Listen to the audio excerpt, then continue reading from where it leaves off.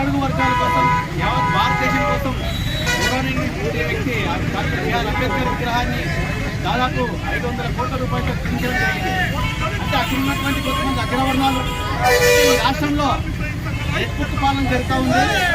తెలుగుదేశం సంబంధించిన గుండాలు కూడా వాళ్ళందరూ కూడా హెచ్చరిస్తున్నాం. ఎందుకంటే ఈరోజు ప్రభుత్వం ఉండొచ్చు పోవచ్చు, భారత నిర్మాత అనేటువంటి రాజ్యాంగం నిర్మాత బిఆర్ అంబేద్కర్ విగ్రహానికి ఈ రకంగా ఘోరంగా అవమానపరచడం సిగ్గుచేటు అన్నారు. ఎందుకంటే రాజ్యాంగాన్ని రచించినటువంటి వాళ్ళకే రక్షణ లేకుంటే సామాన్య ప్రజలకు ఈ రాష్ట్రంలో రక్షణ ఎక్కడ ఉంటుంది?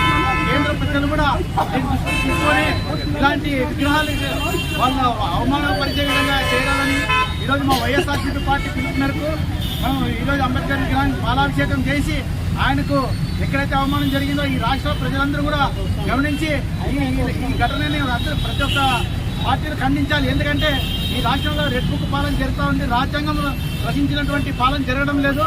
ఈ ఘోరమైన అవమానం ప్రతి భారతీయుడికు తెలుస్తుంది కనుక ప్రతి ఒక్కరు కూడా దీన్ని ఖండించి ఎవరైతే ఆ దుండగులు ఉన్నారో డాక్టర్ బిఆర్ అంబేద్కర్ విగ్రహానికి అవమానపరిచినారో వాళ్ళందరూ కూడా అరెస్ట్ చేసే వరకు వైఎస్ఆర్సీపీ పార్టీ వదిలే సమస్య లేదు.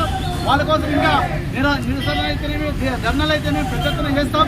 వాళ్ళందరూ కూడా ఈ రాష్ట్రంలో ఉన్నటువంటి తెలుగుదేశం గుండెలందరూ కూడా హెచ్చరిస్తున్నాం. ఎందుకంటే ఈరోజు ఈ ప్రభుత్వం ఉందని ఇష్టానుసారం చేస్తే రేపు రాబోయే రోజుల్లో మళ్ళీ మా ప్రభుత్వం వస్తే తర్వాత ఏమైతుందో ఒకసారి గుర్తుపెట్టుకొని ఇలాంటి మహనీయులకు ఎక్కడ కూడా హాని జరగకున్నట్ల వాళ్ళని గౌరవించాల్సిన బాధ్యత మన అందరి మీద ఉంది.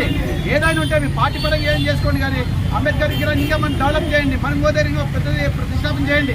అంతేగాని వాళ్ళ విగ్రహాలని ధ్వంసం చేసే విధంగా ఇక కుట్రలు పండితే రాజ్యాంగంలో ఉన్నటువంటి ఆయన చేసినటువంటి సేవలందరూ కూడా ప్రజలందరికీ తెలుసు. అటువంటి మహనీయునికి ఎక్కడ అవమానం జరిగినా అన్ని పార్టీలు ఏకమై వాళ్ళ మీద వాళ్ళు అరెస్ట్ చేసే వరకు వదిలిపెట్టే ప్రసక్తి లేదని వాళ్ళు ధర్నాలను నిరసనలు తెలపాలని ప్రజలు కూడా పిలుపునివ్వడం జరుగుతూ ఉంది.